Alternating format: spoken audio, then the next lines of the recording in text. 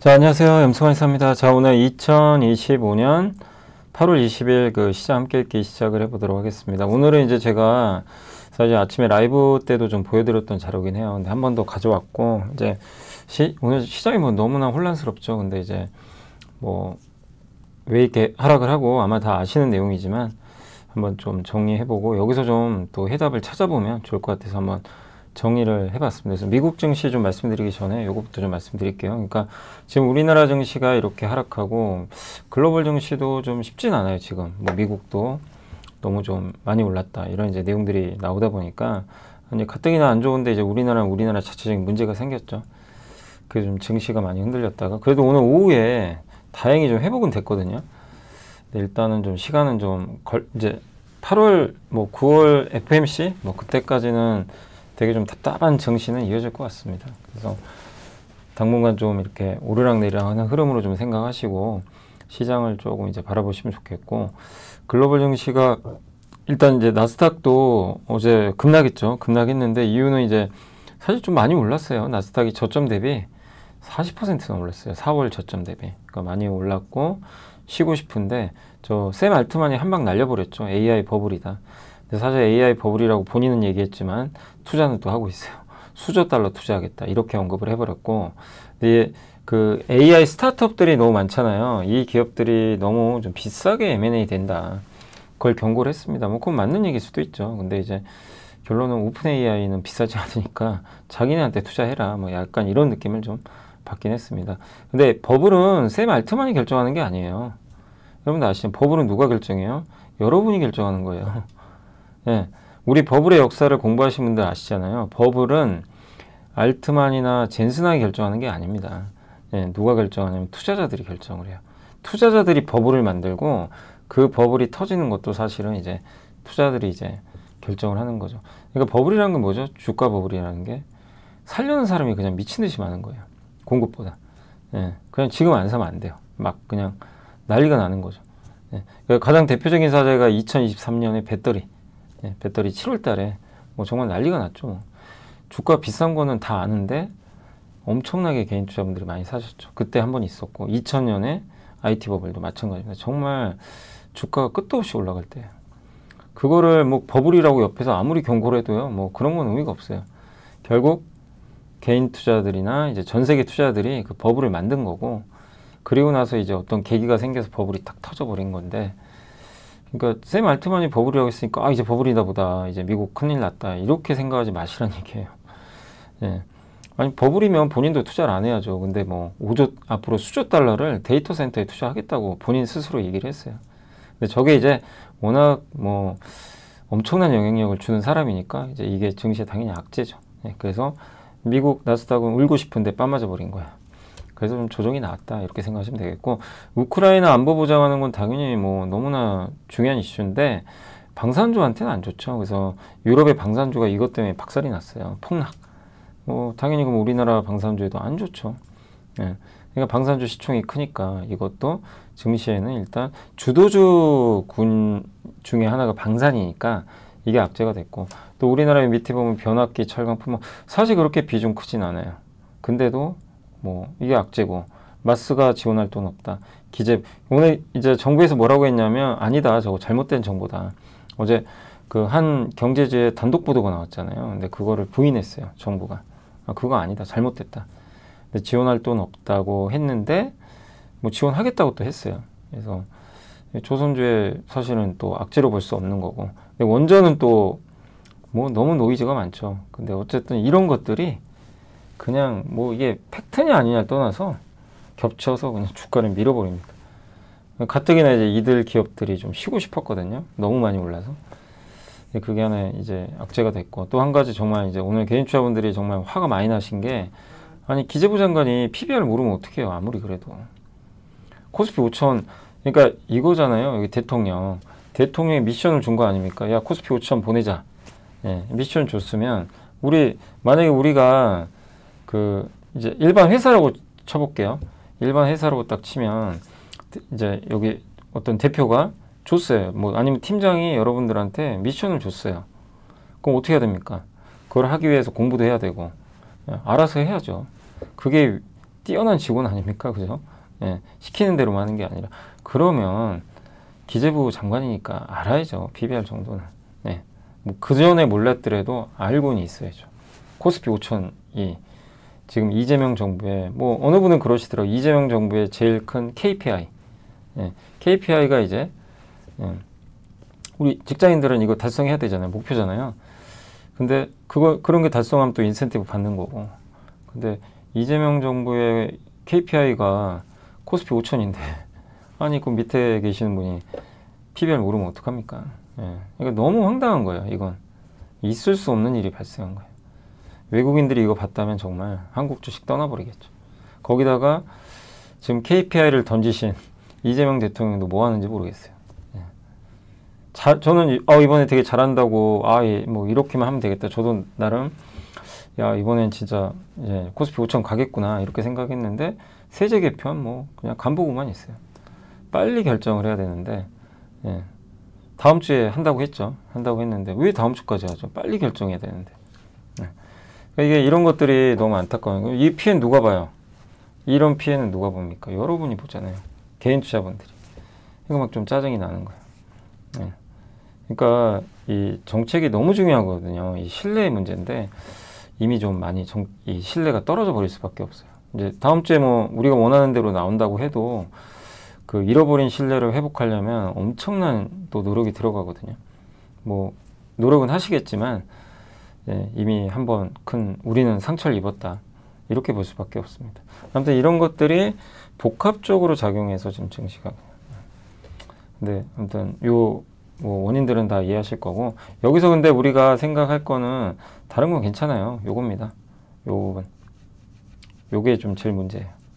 요거를 빨리 정부가 결론을 내주시고 코스피 5천을 다시 갈 수 있게 동력을 만들어 주시면 좋겠고 지금 다들 떠나시려고 하시거든요. 예, 역시 국장 안 된다고. 요걸 빨리 좀 증시 우호적으로 바꾸시고 또 한 가지가 여기 원전.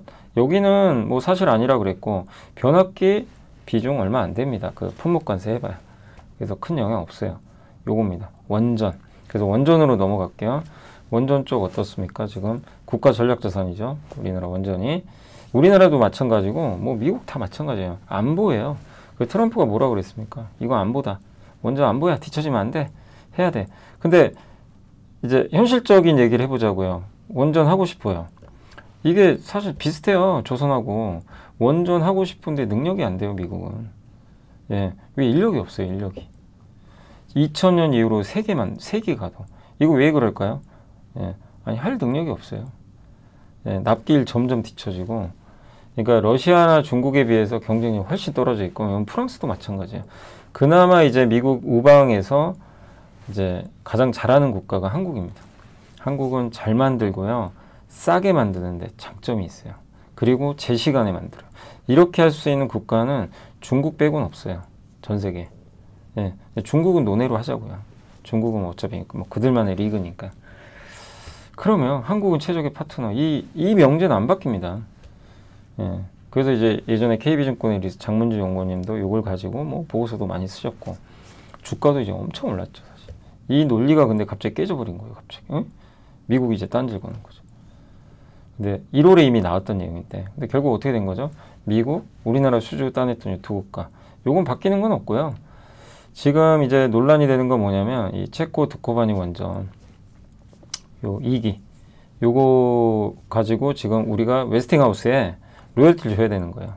로열티랑 이제 기자재값 이거 다 하면 전체 원전 한 기당 줘야 되는 게 그렇게 많지는 않아요. 1.8% 정도예요. 뭐 많다면 많을 수도 있죠. 아까운 돈인데 예. 어쨌든 그렇게 했고 왜냐면 자꾸 딴지 걸거든요. 체코랑도 못하게 막아버렸잖아요. 미국 정부의 입김이 들어가면 쉽지가 않아요. 그러니까 뭐 굴욕적인 왜고라고도 할 수 있지만 사실 우리가 체코를 또 따내기 위해선 아마 그때 선택을 했겠죠. 정부가. 예. 그래서 그 부분에 대한 논란은 있지만 어쨌든 빨리 매듭 짓고 다음을 하자. 아마 이런 결정을 했던 것 같고 그래도 이 금액 자체가 엄청 큰 건 아니기 때문에 예. 일단은 어쨌든 이대로 좀 그 마무리가 됐다라고 보시면 되겠고 근데 어쨌든 이 부분에 있어서 우리가 이 체코 두코바니 원전 예. 요 부분에 대해서 일단 웨스팅하우스에 돈은 줘야 되니까 이게 뭐 좀 짜증은 나죠. 좀 짜증은 나고, 그리고 또 한 가지 더 있어요.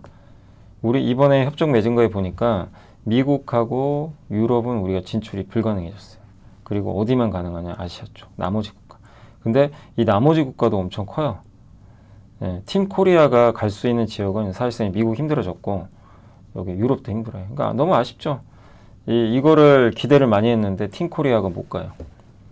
그냥 미국과 손잡고만 가야 돼요. 그럼 만약에 오늘도 기사가 나왔던데 웨스팅하우스랑 이제 우리나라랑 같이 이제 손을 만약에 잡고 간다면, 미국에서 사업을 한다면 웨스팅하우스 절반, 미국 절반, 우리가 절반 가져가는 거예요. 이러겠죠. 합작회사로 가니까. 우리가 100을 못 가져가요. 그러니까 이제 그 밸류를 깎아버려야 돼요. 이거는 악재예요. 그래서 한전이나 이런 기업들이, 공기업들이 급락하는 건 그건 어쩔 수 없는 상황이에요. 이번에 조약에 의하면. 그러면 두산에너빌리티한테는 악재냐? 그건 아닙니다. 이건 또 다른 문제예요. 그리고 한국전력한테도 무조건 악재는 아닌 게 이 부분은 아쉽죠. 그래서 주가가 좀 흔들렸지만 요 나머지 지역이 있잖아요. 여기는 우리가 하기로 한 거예요. 여기는 웨스팅하우스가 아니라 우리가 하는 거예요. 우리 한국이 직접 합니다. 그러면 아랍에미리트뿐만 아니라 지금 사우디 지금 원전 짓고 싶어하는 아시아 국가 되게 많아요. 베트남도 있어요.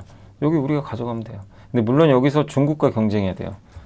중국의 우호적인 국가들이 있으니까 이게 좀 이제 힘든 좀 부분이 있는데, 어쨌든 우리가 아시아 쪽은 좀 가져갈 가능성은 있다. 일본은. 그거는 좀 또 생각을 해야 될 것 같고. 그래서 정말 이런 복잡한 계산까지 해야 되니까 좀 짜증은 나는데, 어쨌든 팀 코리아에겐 좀 악재다. 왜? 미국과 유럽에 우리 단독으로 못 간다. 대신에 두산에너빌리티는 웨스팅하우스에도 공급하고요. 저기 보시면 뉴스케일, 그리고 DLNC, 엑스에너지, 현대건설 올 때, 현대건설은 웨스팅하우스랑 불가리아 같이 가요. 이 기업들까지 이렇게 폭락하는 건 좀, 이거는 저는 좀 이해가 안 갑니다. 그건 아니라는 거죠. 그래서 좀 우리가 명확하게 좀 체크해야 될 건, 팀 코리아는 좀 힘들게 됐지만 미국과 오히려 파트너십 맺어서 미국과 같이 간다. 특히 미국에 앞으로 원전 300개 져야 되는데 거기서 우리랑 같이 손잡고 할 가능성이 굉장히 높아요. 그 부분에서 웨스팅하우스가 주도를 하더라도 두산에너빌리티한테 수주를 줄 거고 현대건설이 수주 줄 거고, 이 가능성이 굉장히 높다. 그래서 저는 오히려 현대건설이나 두산에너빌리티는 이걸 악재로만 볼 필요는 없다, 이렇게 봅니다. 그래서 이번에 좀 많이 흔들려서 힘드시겠지만 요거는 저는 오히려 좀 중장기적으로 좀 기회로 좀 생각은 하고 있습니다. 그래서 한번 잘 좀 고민해 보세요. 제가 이제 오늘 할 거 되게 많은데 요게 너무 중요하잖아요. 요 이슈로 안 짚고 넘어가면 안 돼요. 그래서 다른 걸 못 하더라도 오늘 일단 요거는 확실하게 좀 제 생각도 제가 공부한 것도 그렇고 담아서 한 거니까, 제 말이 정답이라는 건 아닙니다. 여러분도 한번 고민해 보세요. 이게 너무나 중요한 이슈니까. 그래서 저는 현대건설, 두산에너빌리티를 부정적으로 볼 건 아니다. 다만 아쉽다. 팀 코리아가 미국에 못 가는 건 좀 아쉽게 됐고, 누구죠? 웨스팅하우스랑 같이 해야 된다는 건 좀 짜증난 일인데 어쩔 수 없는 상황이 된 것 같습니다. 그 부분. 자, 그래서 이제 원전은 그렇게 한번 말씀을 좀 드릴게요. 그리고 이제 이재명 정부의 그림이죠. 이것도 한번 보여드리자면 KPMG, 삼성 KPMG에서 나왔던 자료인데, 확장 재정 요거 한번 참고하시고,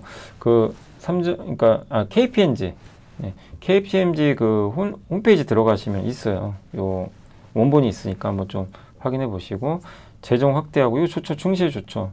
ABCD 미래 전략성 여기 정답이 있고, 기업 지배구조 이거 아직 포기 안 했거든요. 근데 왜 이렇게 좀 간보는지 모르겠어요. 탄소 중립, 신재생 에너지, 통상 공급망 요거 이제 다음 주에 정상회담 해서 좀 매듭을 짓겠죠. 그래서 요게 ABCD 정책, 요거죠. AI, 바이오, 컬처, 여기 엔터 같은 거 드라마 들어가고, 방산, 우주항공, 에너지, AI, 에너지 고속도로, 관련 산업들, 변압기도 있고, 신재생 에너지, 이런 이제 이슈들은 계속 이어진다. 이렇게 좀 보시면 좋겠습니다. 그래서 일단 나중에 또 한번 이런 것들을 또 정리를 한번 해드리겠지만, 이렇게 먼저 좀 중요한 이슈들, 요새 어제 오늘 시장이 너무나 어렵다 보니까 한번 정리를 해야 될 것 같아서 좀 시간을 들여서 한번 말씀을 드렸으니까 참고해 주시면 감사하겠습니다. 자, 그리고 이제 오늘 본론으로 이제 넘어갈게요. 오늘 이제 미국 시장부터. 오늘 해야 될 건 좀 많은데, 다 못할 수도 있습니다. 그래서 요건 시장 전문가 원전 이슈 이제 먼저 했고, 미국, 그 다음에 한알령 해제되는 것 같아요, 다시. 근데 시장은 이제 이걸 좀 새롭게 생각은 안 하는 것 같고, 중국 태양광 과잉 생산 억제한다. 트럼프 인테리어 삼성전자에도 지분 투자한다. 그리고 미중 패권 전조소 K조선업의 기업, 이것도 괜찮았어요. 내용이 좋았고, 그 다음에 원하더 V, 이거 다 원전 얘기입니다. 원하더 V, 큰 그림 달라진 거 없다. 웨스팅하우스는 캐나다계 기업, 원전 시장. 이 네 가지는 다 원전 보고서니까 한번 읽어드릴게요. 그 다음에 전력기기, 관세, 그 다음에 AI 에너지 고속도로 수혜, 그 다음에 한알령 해제, 에폭시, 석유화학, 조선. 기업은 이렇게 좀 많은데 이거 지금 시간상 이거 다 할 수 있을지는 제가 모르겠습니다. 아무튼 일단 할 수 있는 데까지는 해볼게요. 그래서 이렇게 한번 내용들 한번 설명해 드리겠습니다. 이게 워낙 이슈가 많으면 저도 이거 정리하는데 시간이 많이 걸리는데 방송하는 것도 오래 걸릴 수밖에 없어요. 그래서 좀 그건 양해해 주시면 감사하겠습니다. 일단 이게 홈디포 매장 그림인데, 홈디포가 뭐 실적은 오늘 다우가 올라간 이유가 이것 때문이에요. 이 기업이 좀 급등해가지고. 나스닥 급락했죠. 필라델피아 반도체 지수 급락, 야간 선물 하락, 환율도 오르고 금리는 좀 빠졌고. 그래서 금요일 잭슨 빌딩에서 이게 핵심은 요 네 개입니다. 자, 파웰 의장이 매파적 발언할 거다, 이 얘기 나오면서 나스닥 급락. 그 다음에 오픈 AI 샘 알트만이 AI 버블이다, 엔비디아 급락. 그 다음 트럼프와 젤렌스키 안보 보장, 방산주 급락. 팔란티어 시트론 리서치라는 공매도 전문 리서치, 여기서 비싸대요. 저는 동의할 수가 없어요. 아니, 비싼 건 저도 동의해요. 팔란티어 걸로 싸다고 하는 사람이 이 세상에 어디 있겠어요. 팔란티어 CEO도 비싸다 그랬어요. 근데 비싼 거랑 주가 빠지는 건 별개예요. 이 기업은 늘 비싸요. 근데 그 이유가 있잖아요. 그러니까 비싼 건 다 알죠. 안 돼. 그래서 저도 비싼 건 동의하는데, 아니, 오픈 AI랑 비교하면 안 되죠. 달라요. 그건 다른 문제인데, 아무튼 이제 폭락했습니다. 그래서 화요일 미국 증시는 이제 차익 매물 쏟아지면 좀 하락을 했고, 고평가 논란. 그래서 반도체도 좀 빠졌고, 파웰 의장이 이제 좀 뭐 안 좋은 얘기 할 것 같다. 금리나 뭐 기대 이제 찬물을 끼얹을 것 같다. 이런 좀 발언이 예상이죠, 그냥. 그 이슈가 있었고, 그래서 여름 휴가 시즌으로 거래량 줄고 지금 거래까지 주니까 막 변동성이 더 커지고 있습니다. 그 다음에 AI 랠리는 중단 안 됐다. 근데 숨고르기다. 저도 숨고르기라고 봐요, 개인적으로. 그것은 아니다. 샘 알트만이 버블이다 라고 했고, 미친 수준에 도달했다, 일부.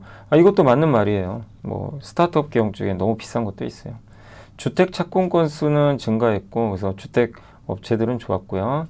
소매 판매 업체 홈디포는 부진한 실적에도 주가가 올랐습니다. 어쨌든 지금은 좀 방황하고 있는 미국 증시인데, 샘 알트만이 뭐 닮았나요, 이게? 아무튼 오픈 AI CEO죠. 비싸다, 닷컴 버블과. 근데 그때처럼 사람들이 주식에 미쳤나요, 지금 전 세계가? 나스닥에 열광하고 막 그냥 빚내서 주식 사고. 아니에요. 전혀 아니잖아요. 우리나라 어디 버블의 징후가 있는 거죠? 전혀 없어요. 그래서 버블은 아니에요. 주가만, 지금 주가 움직이는 거는 버블하고는 관계가 없습니다. 다만 일부 스타트업 기업들이 버블인 건 뭐 그건 인정을 하는 것 같아요. 그래서 좀 근데 너무 지나치게 될 때, 이 AI 투자들인 건 주식 투자를 얘기하는 건 아니고요. 그거예요.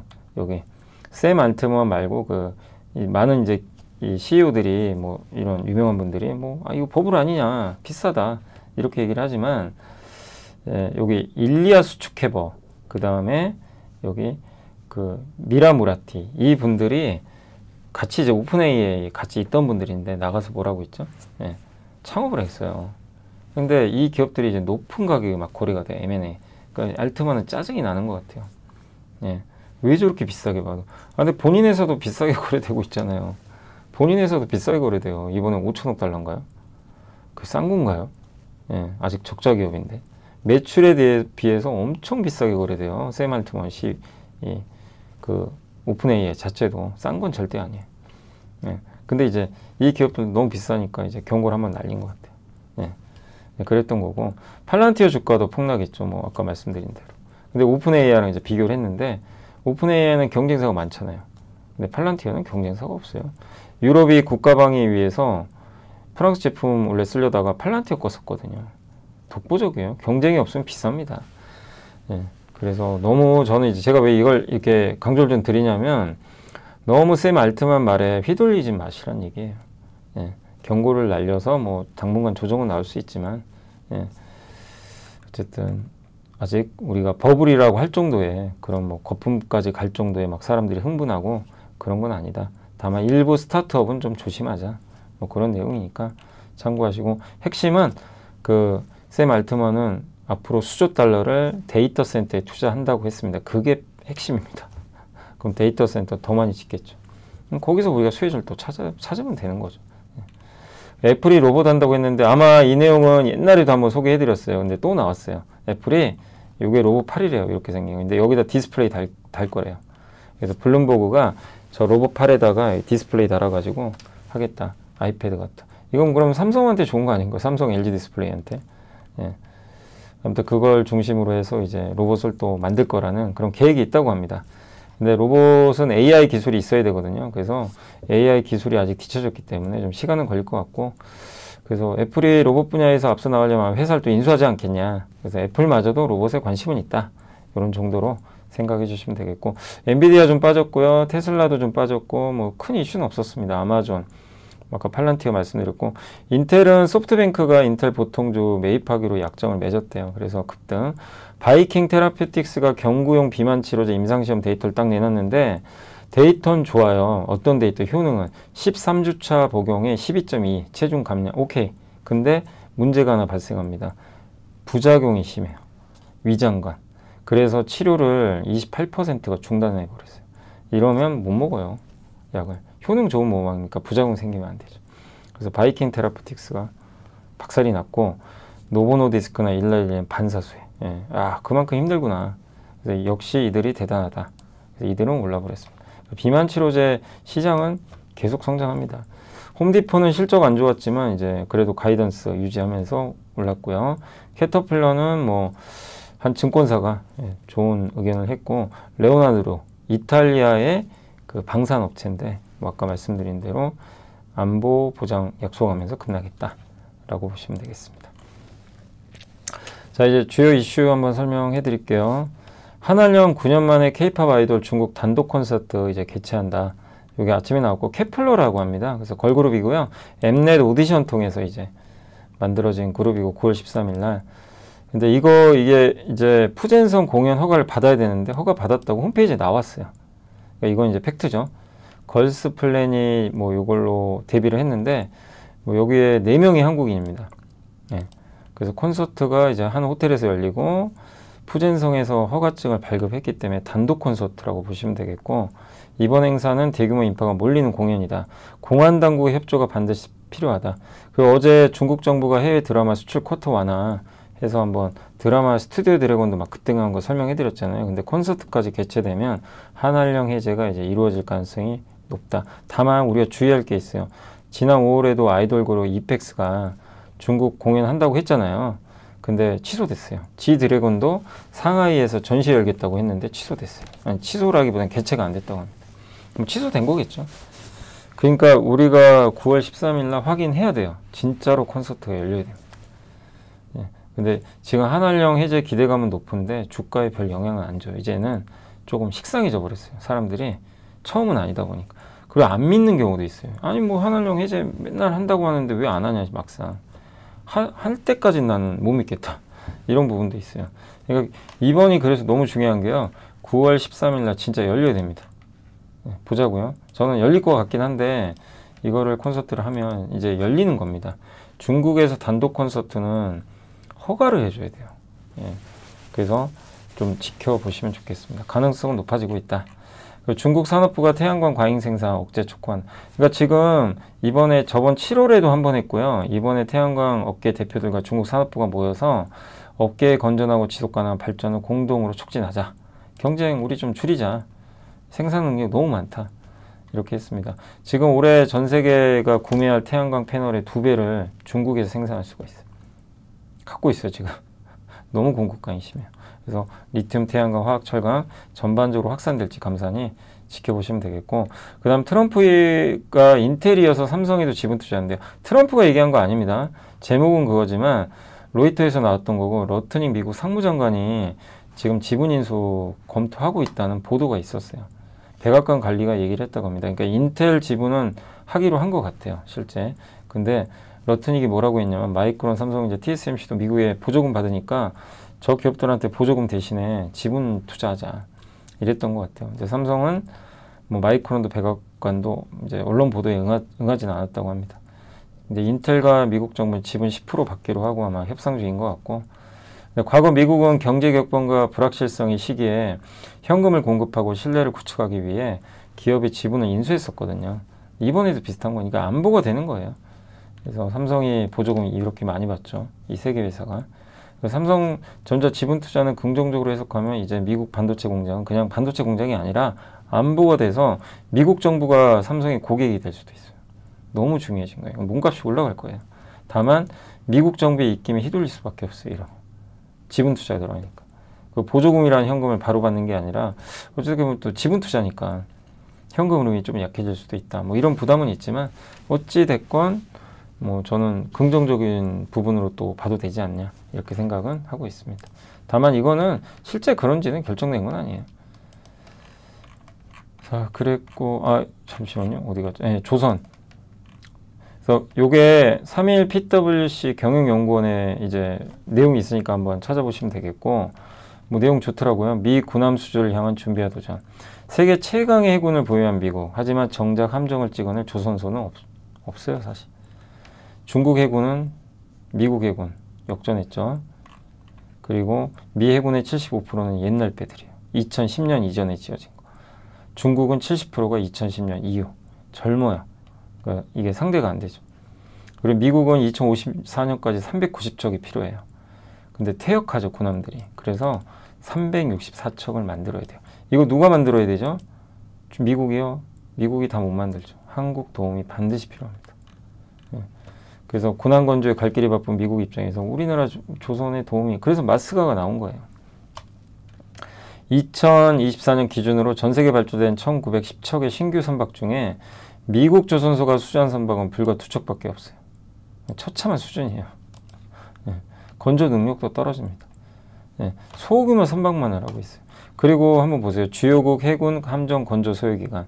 미국 구축함 만드는 7년. 이 중국도 6년이에요. 우리나라 3년. 호위함. 한국, 일본 3년. 그냥 압도적이에요.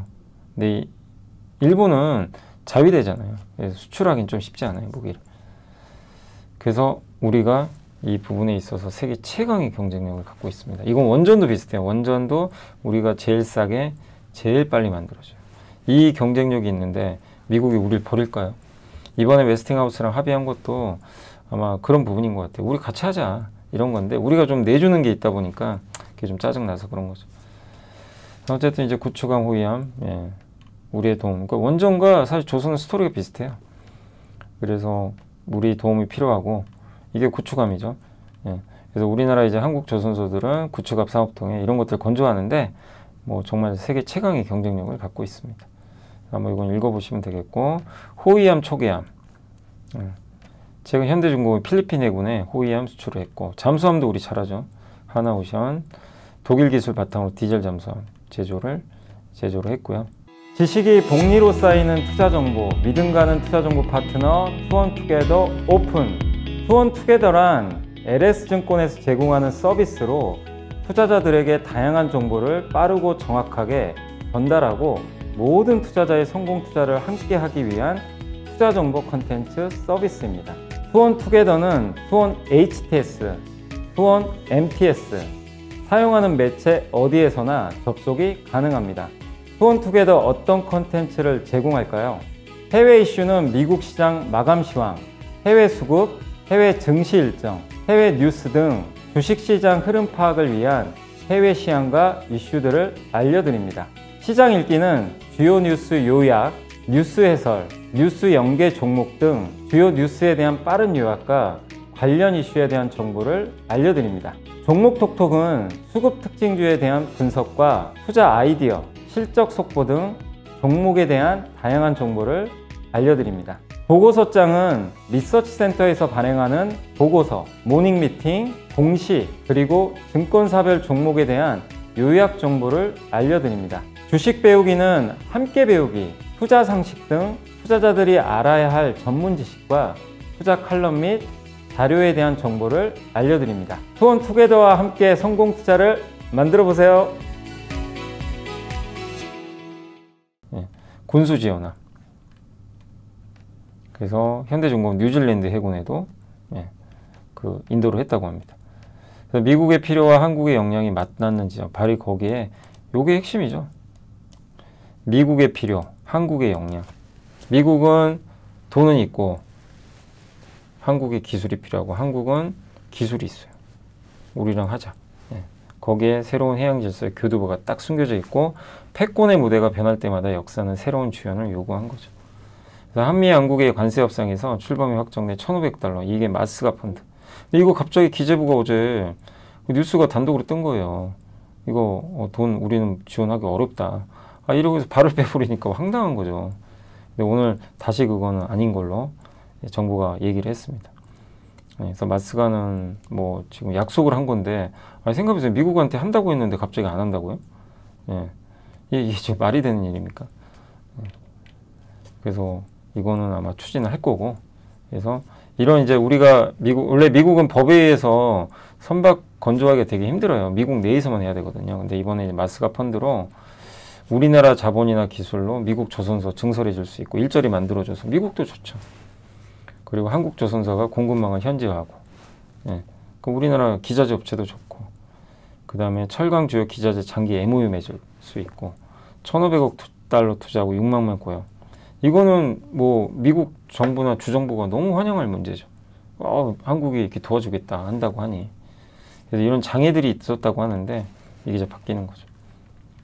그래서 마스가 수주, 한국 기술과 미국 생산 패키지, 건조, 이 마스가 자금으로 이제 조선소 인수하고 우리가 이제 배를 만들어주고 리스크 관리, 뭐 리스크 관리도 필요하겠죠. 환율, 관세 이런 것도, 철강 공급망 관리. 지금 대양은 한국 조선업을 다음 지원을 허용하고 있다. 그러니까 조선주가 많이 올라서 당분간 좀 빠질 수는 있어요. 조정 구간이지만 이런 큰 그림은 바뀐 게 없다고 저는 생각합니다. 그러니까 흔들리지 말자 이 말씀을 드리겠습니다. 그래서 이슈는 좀 말씀을 해드렸고 이제 보고서 넘어갈게요. 벌써 30분이 지났네요. 자, 원전 변화기 오늘 뭐 너무나 많은 어나더 V. 그러니까 메리츠증권의 문경영 의원님 우리나라 한국형 원전 뭐 이슈 아시죠? 1기당 9천억을 일감. 근데 이 일감이라는 건 웨스팅하우스의 주지만 여기서 웨스팅하우스가 두산 에너빌리티의 원전 주기기 있죠. 요걸 또 이거를 발주를 넘겨줄 거예요. 그래서 우리가 일부는 가져가요. 저 9천억이 다 날아가는 건 아닙니다. 그리고 로열티는 어쩔 수 없어요. 이거는 그냥 우리가 가져갈 수 없는 돈이고 금액은 그렇게 아주 크진 않지만 이건 아까운 돈이죠. 어쨌든. 그리고 수출 지역 제한. 요게 제일 커요. 이걸 왜 그러는지 모르겠어요. 저는 유럽과 북미 이게 제일 큰 건데 이걸 걸어버려 가지고 SMR 수출 시 인증은 이거 특허 문제가 좀 있거든요. 그래서 이거는 뭐 잘 해결되지 않을까 이렇게 생각은 하는데 제일 문제는 왜 유럽과 북미 수출을 금지시켜 가지고 이걸 왜 합의했는지 이건 좀 저도 좀 납득은 안 갑니다. 그러니까 이게 북미 수출 제한은 새로운 내용이에요. 다른 건 다 알려진 내용이에요. 이미 1월 달에. 그래서 문경원 연구원님도 이제 크게 달라진 거 없다. 근데 다만 요거는 새로 알려진 거. 요게 좀 부담이죠. 그리고 원전은 정보가 제한적이에요. 그래서 일부 정보로만 상황 판단은 어렵다. 그래서 종합적인 접근을 해보자. 수출 제한 지역 합의에도 불구하고 미국 정부 주도하에 웨스팅하우스와 합자회사. 그러니까 여기 나와 있죠. 여기도 합자회사. 요걸로 이제 하면 오히려 기회는 많아요. 미국에. 우리가 단독으로는 못 들어간 건 아쉽지만 합작에서는 엄청나게 들어갈 수가 있어요. 미국이 열려버리는 거예요. 진짜. 미국이 이걸 또 원할 수도 있는 거죠. 그래서 다음 주 한미 정상회담과 10월 말 경주 에이펙에서 좀 더 구체적인 게 나오겠죠. 그래서 두산 에너빌리티는 한수원, 웨스팅하우스 모두 고객사고요.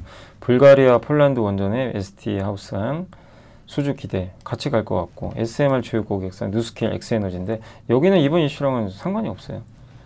그 4분기 체코 원전, SMR 가스터빈. 특히 체코 원전 수주 규모가 3.8조 정도를 예상하고 있어요. 두산 에너빌리티가. 이거보다 더 크게 나오면서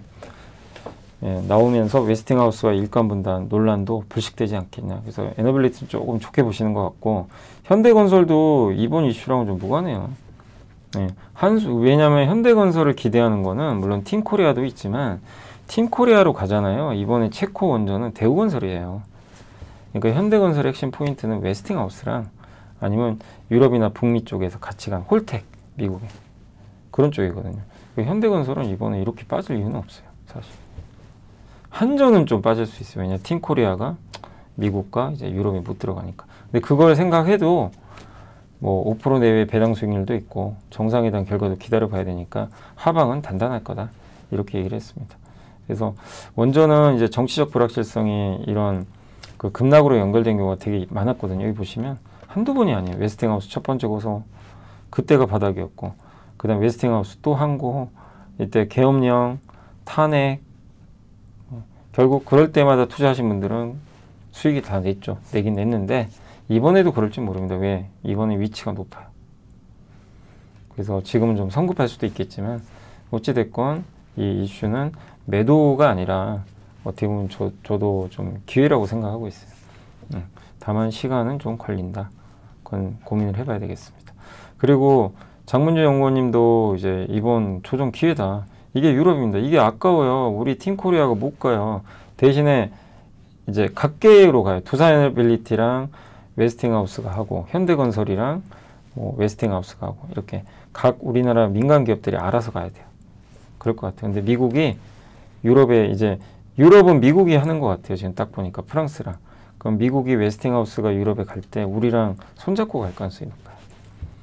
네, 팀코리아는 아니고 그렇게 좀 생각하시면 되겠고 그리고 여기 보면 두산에너빌리티가 옛날에도 웨스팅하우스랑 다 예전 겁니다.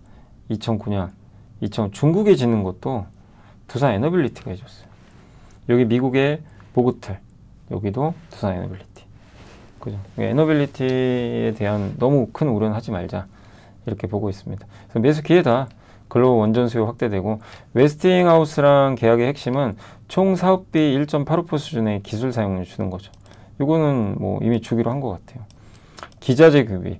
근데 기자재는 뭐 어차피 필요한 부분도 있다 보니까 예, 요건 이제 비용으로 들어가겠죠. 요거는 안 줘도 되는 돈인데 그죠? 요건 좀 아까워요.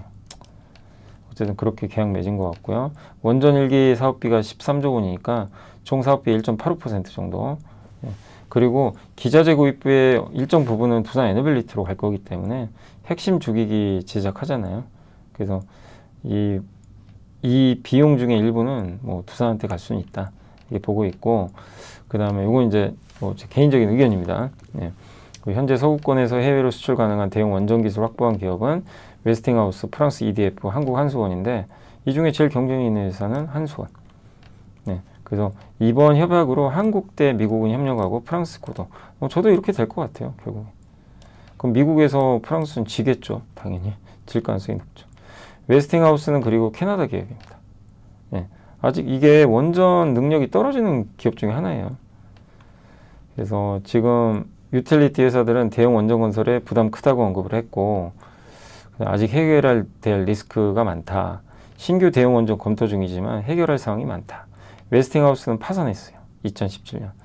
그랬다가 이제 미국 내 주요 프로젝트인 보그틀과 VC 서머를 굉장히 어려움을 겪었죠. 그래서 EPC 이제 종합 건설 능력이죠. 요 건설하는 부분에서 경쟁력이 떨어져 있고 근데 트럼프는 행정명령 통해서 원전 짓기로 했고 10개.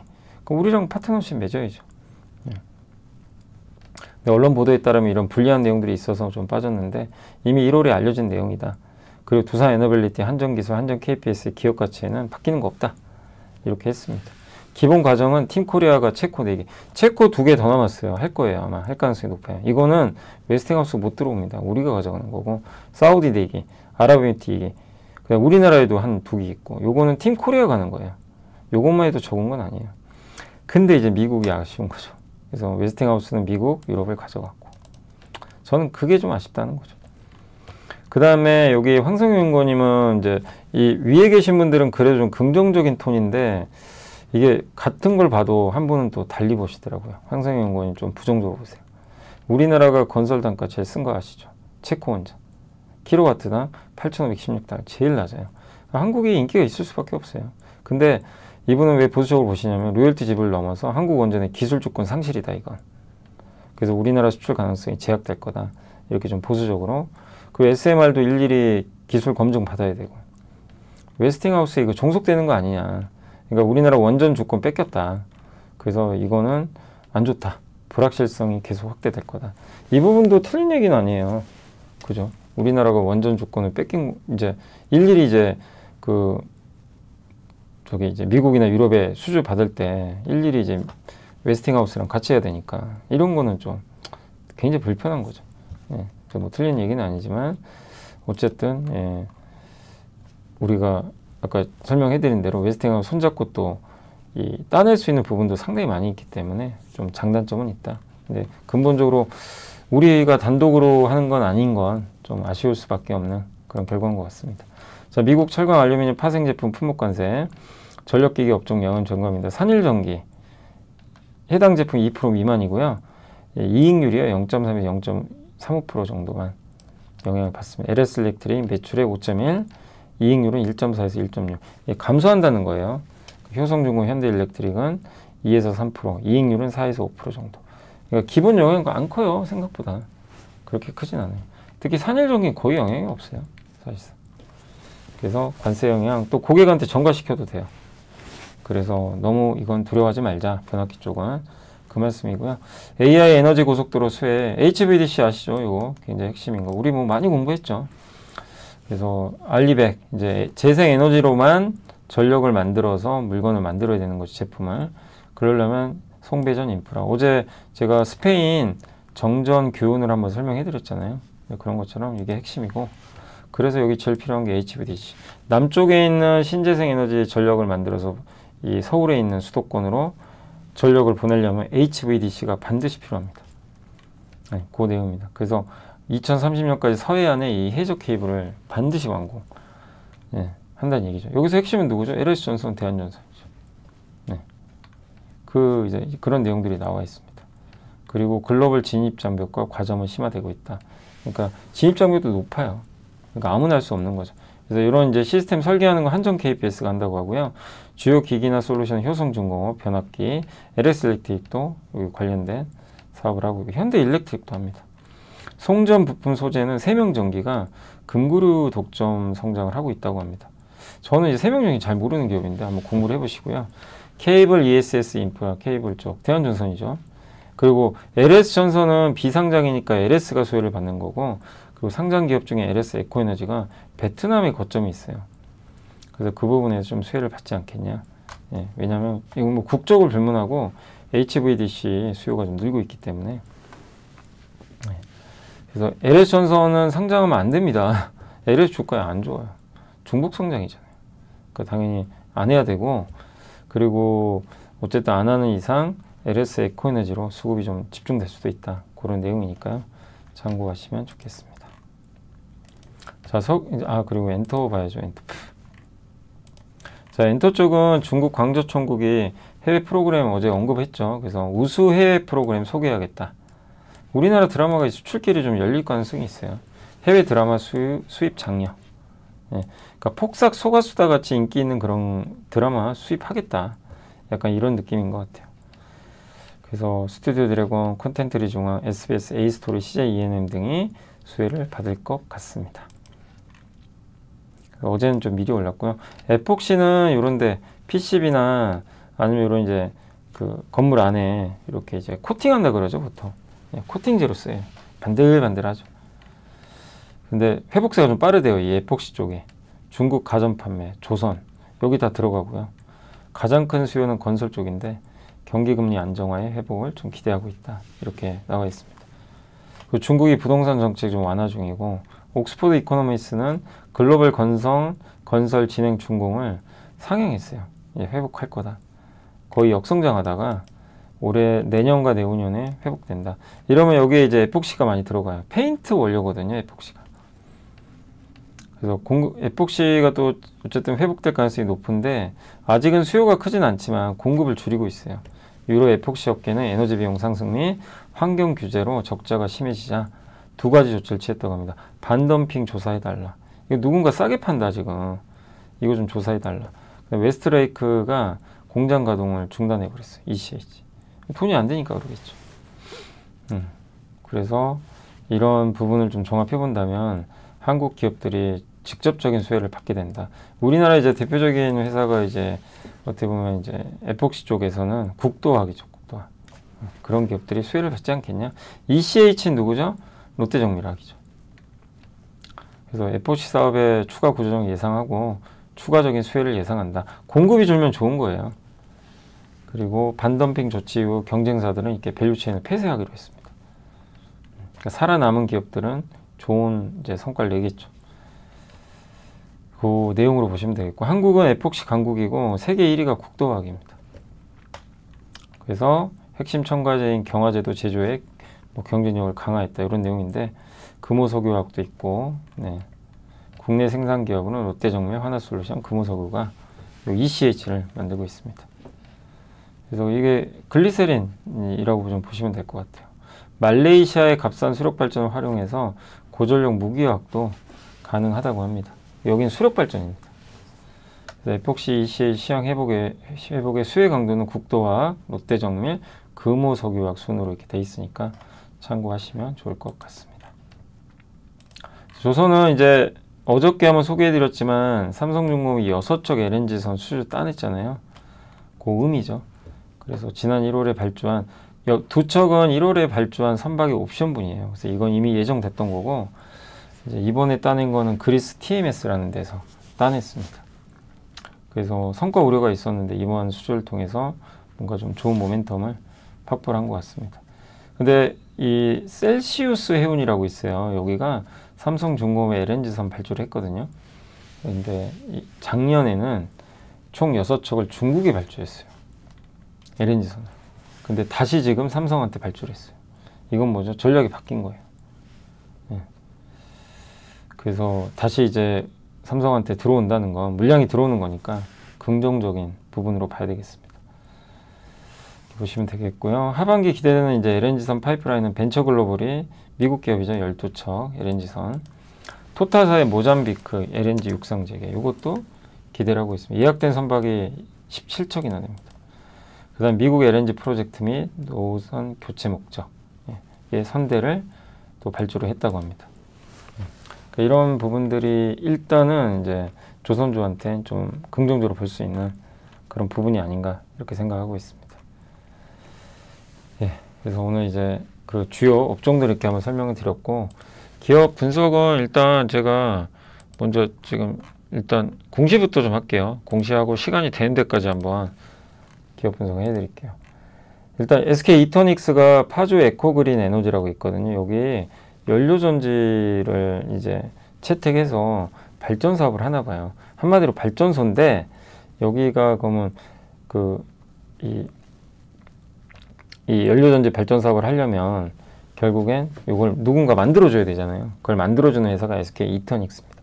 계약 금액이 1,556억이고 파주 에코그린 에너지 주식회사에 이런 이제 프로젝트, 이 연료전지 있죠. 수소 연료전지라든가 이런 거를 이제 할 수 있는 기반 시설을 만들어 준다는 거예요. 그 공사입니다, 공사. 그래서 파주 에코그린지 주식회사가 요 정도 규모의 연료전지 발전소를 건설해서 운영하는 사업을 하겠다라고 언급을 했습니다. 그래서 SK 이터닉스가 공사를 하게 되고요. 이 둘이 지분 관계는 없는데 SK가 향후 지분 출자할 수도 있대요. 에코그린 에너지. SK 이터닉스는 풍력 연료전지 EPC, 또 태양광 전력 판매들을 하고 있는데, 해상풍력 연료전지는 이미 블룸에너지 거 수입해다가 하고 있고요. ESS도 지금 구축하고 있고, 태양광 구조화사업, 태양광으로 생산된 전력을 중개해서 수익을 좀 창출합니다. 또 이재명 정부의 신재생 에너지, 또 서해안 에너지 고속도로 정책도 수혜가 예상되죠. SK 이터닉스가. 신재생 에너지 쪽에 이제 다 포진돼 있죠. 이번에 연료전지 발전사업 건설공약도 맺었고, 특히 도시가스 공급이 안 되는 농촌 마을에 소규모 연료전지 발전 시설을 설치해서 전기를 생산하고 도시가스를 이제 공급하는 농촌 그 상생형 친환경 연료전지 발전 사업도 진행을 한다고 합니다. 파주 에코그린 에너지는 이제 SK 이터닉스 에코플런트, 그다음에 SK 계열사와 협력해서 연료전지 발전소 건설 운영에 참여한다라고 보시면 되겠습니다. 이터닉스는 이번 정부 정책에 어쨌든 수혜 기업이다라고 생각을 하셔도 좋을 것 같습니다. 자, 이제 오늘이 8월 20일이죠. 아니, 요게, 잠시 죄송합니다. 8월 20일. 어디 갔죠? 이건 투자 자료죠. 예. 그래서, 잠시만요.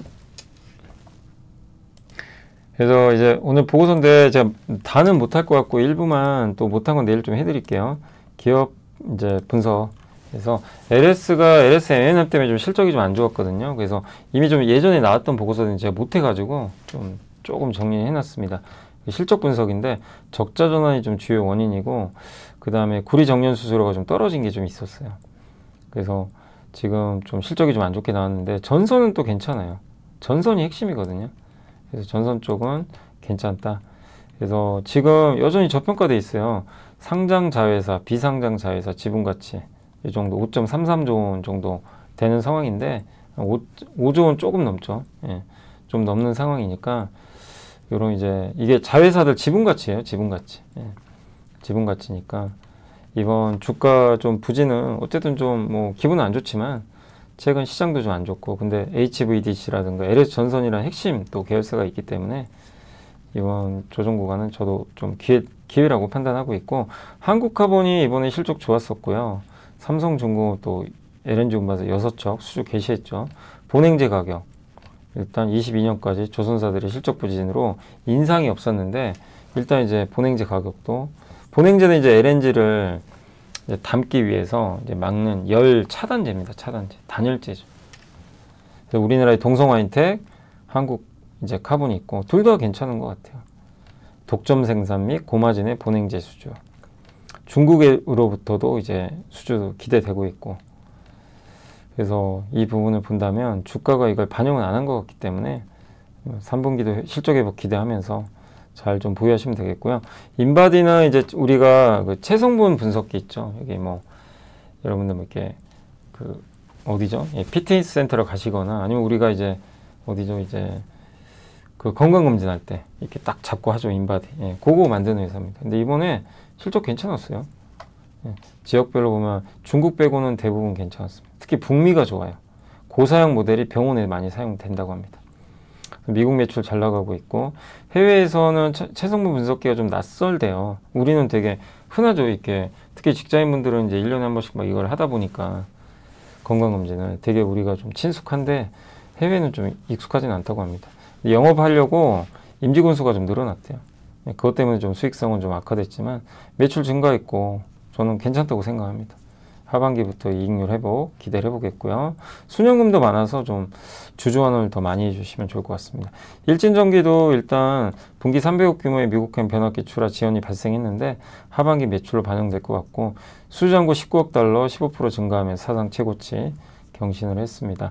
중전기 부분도 지금 비중이 66%인데 이게 미국 비중이 높다 보니까 이번에 이거 관세 때문에 좀 피해보는 거 아니냐 이런 좀 우려가 있었지만 그 영향은 크진 않을 것 같다. 이렇게 보시면 되겠습니다.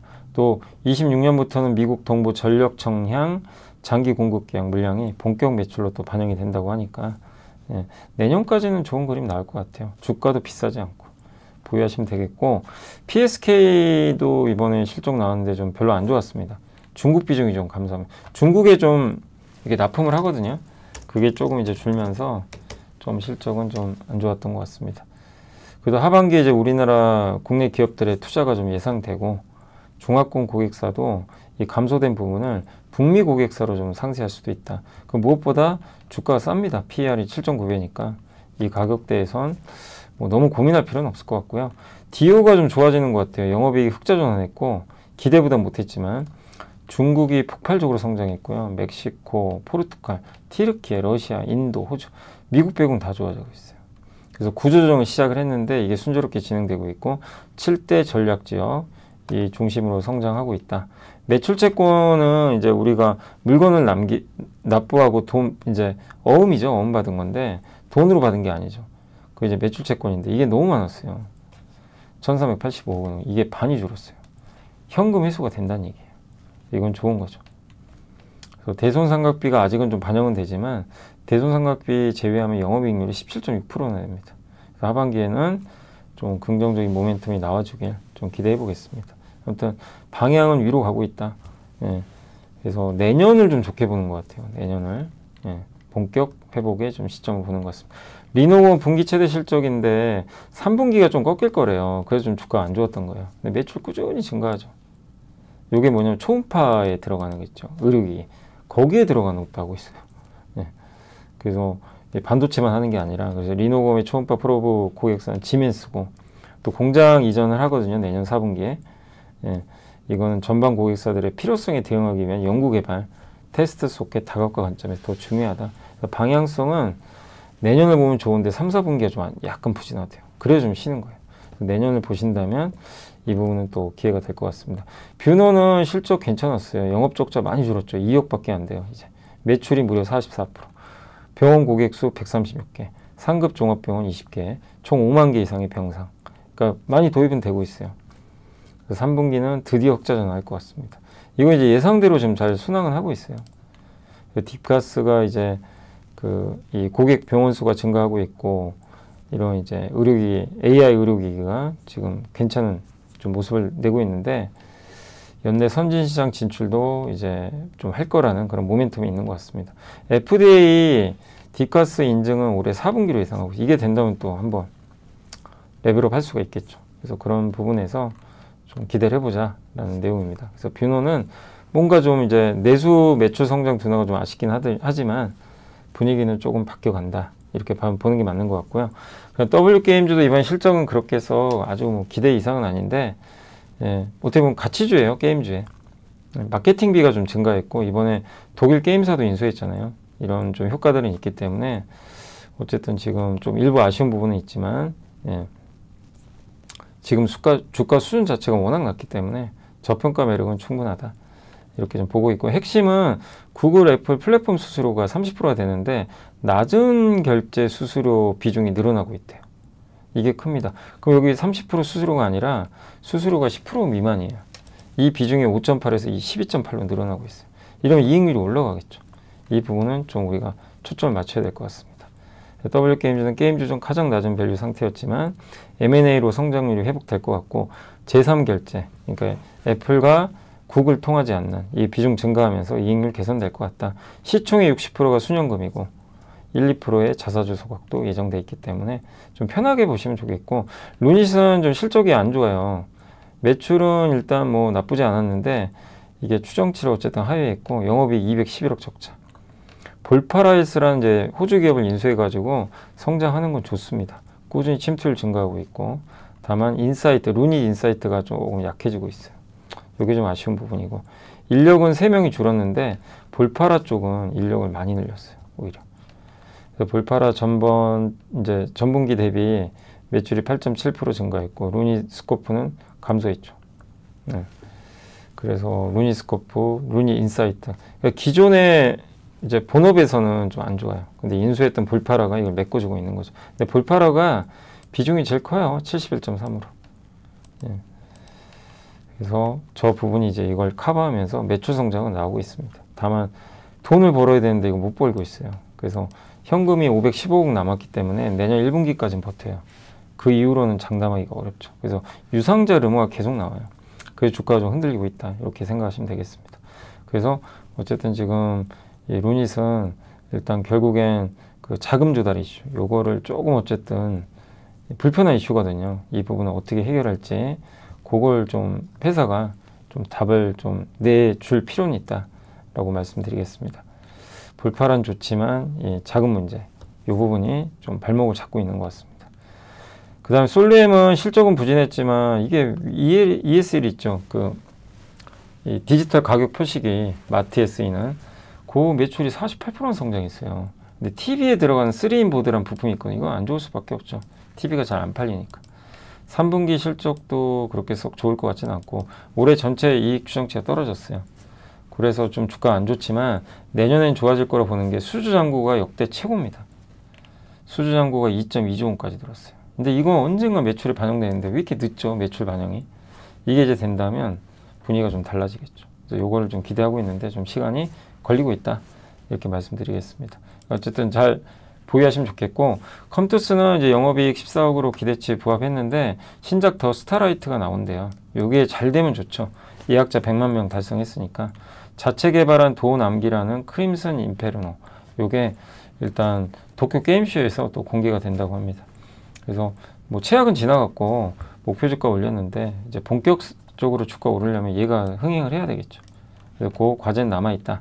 자, 마지막으로 한국전력은 2분기 실적이 기대를 하회했지만 3분기는 최고의 실적을 낼 것 같고, 다만 요거죠. 요 보고서 나온 게 8월 13일 날 쓴 거라서 그때 원전 이슈가 없었을 때죠.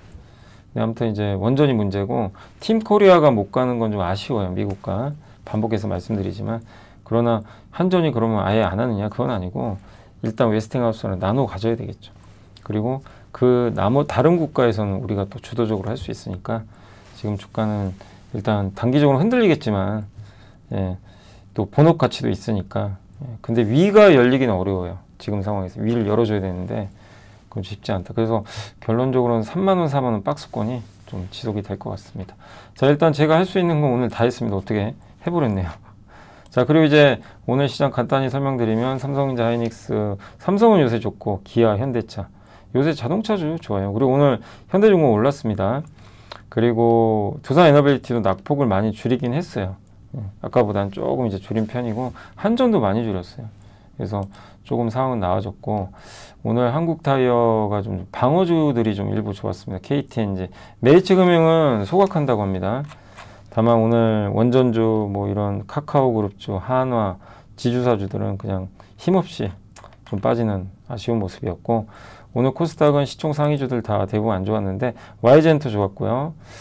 펩트론, CJENM, 동성와인텍이 잘 버텼고, 그 다음에 여기 올릭스라든가 에르스 마린솔루션, 성광밴드 최근에 좀 많이 올랐던 이런 섹터나 AI, 또 반도체, 소부장, 원전주들은 좀 쉽지 않은, 덕산네오록스도 좀 빠졌고, 그래서 좀 일부 기업들은 흔들렸는데 지금 시장은 어쨌든 쉽지 않습니다. 예. 그래서 요 정도로 오늘은 좀 마무리할게요. 오늘 중요한 이슈는 앞부분에 다 설명해 드렸으니까, 그래서 내일 좀 또 말씀드리도록 하고, 좀 시간도 지금 많이 넘어가지고 여기서 일단 마무리를 짓도록 하겠습니다. 시장 힘드시죠? 근데 3천까지는 그냥 각오를 한다고 생각은 해주세요. 안 갔으면 해요, 저도. 여기서 130포인트 빠지면 얼마나 힘듭니까? 그래서 여기서 3,100 좀 지지하면서 한 9월까지는 이렇게 잘 마무리하면 좋은데, 8월에는 강세장은 쉽지 않아요. 8월은 조정장으로 보시고 좀 잘 슬기롭게 인내해 주시고, 너무 이런 이슈들이 많은데 그 기본적인 어떤 펀더멘털이 괜찮다면 잘 이겨내시면 좋을 것 같습니다. 힘들지만 힘내시고, 저는 또 내일 또 잘 정리해서 찾아뵙겠습니다. 감사합니다.